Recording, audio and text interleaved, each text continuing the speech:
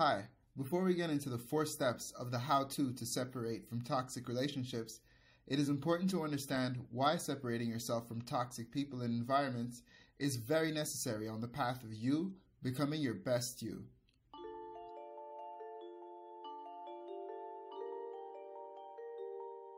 So why is this important?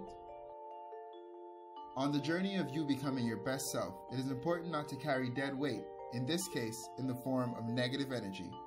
We are heavily influenced by the people we spend the most time with, especially those we care the most for. Therefore, if those individuals are negative, their negativity can become a part of who we are without us even realizing it. We have all been through relationships we thought were meant to be. Relationships where we felt we did everything right, yet it ended up bringing us so much pain in the end. We've all been through the hurt of being betrayed or being continuously let down by someone we believed in. More often than not, these situations often damage our perception of people and the world in general. This is why it is important to know and understand that certain people are just not worth our time and our energy. This also helps reassure that there are people and environments in this world that need you exactly for who you are, the real you. In the game of life, think of your energy as a sports team. If you are the only one bearing the positive energy and helping everyone, and no one reciprocates your energy, you will eventually drain yourself and lose in the game of life.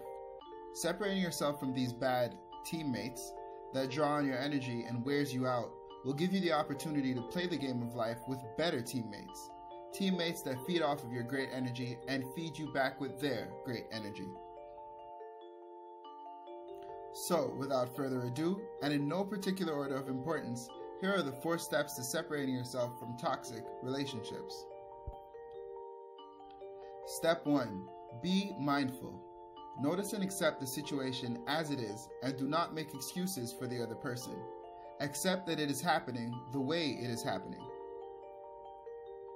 Notice the envious, jealous, hateful, spiteful, or sometimes self-destructive attitudes that they show towards you, overtly or subtly.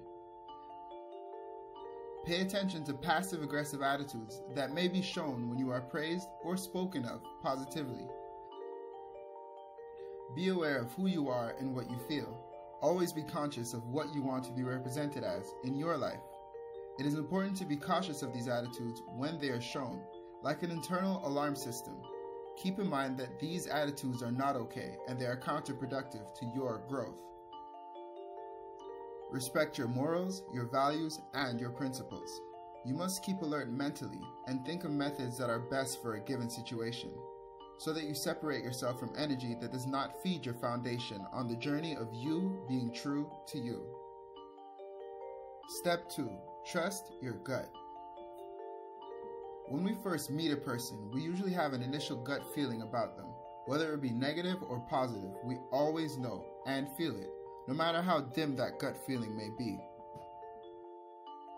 With time, we usually forget this feeling, and as we get accustomed to the person and are seduced by the idea of friendliness and our desire to believe that people have good intentions, we suppress that gut feeling and learn to ignore it.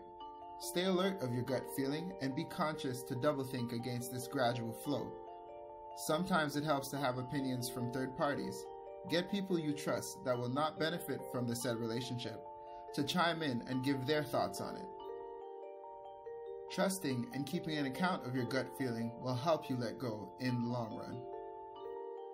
Step 3. Slow and steady wins the race. Think of it as a goal to helping yourself, and these things can take time. Gradually spend more time with yourself and pay attention to how you feel when you reflect on situations with those individuals. Why do they rub you the wrong way? Write those feelings down so that in future circumstances you can better avoid similar personalities and those said individuals specifically. Spend time on self-growth to replace time spent with them. These are things that will help you in the long run, such as eating better, exercising more, listening to uplifting music, or reading. Simple gradual efforts such as not going out with them as much or consciously avoiding time spent with them will help. You can always give the reason that you are doing these aforementioned activities. This might even inspire them to do better with their time and energy. Step 4. Don't feed negativity with negativity. Keep in mind that negativity is like a virus, and being just as negative as the person that you are trying to move forward from just means that the virus is spreading and is alive and very well. Avoid fighting negative actions with negative actions. Remember to always be courteous and as respectful as the situation allows. It's okay to simply dismiss yourself from the situation for the sake of keeping a higher spirit. Also, keep in mind that sometimes people are bad for you and they don't even know or realize why.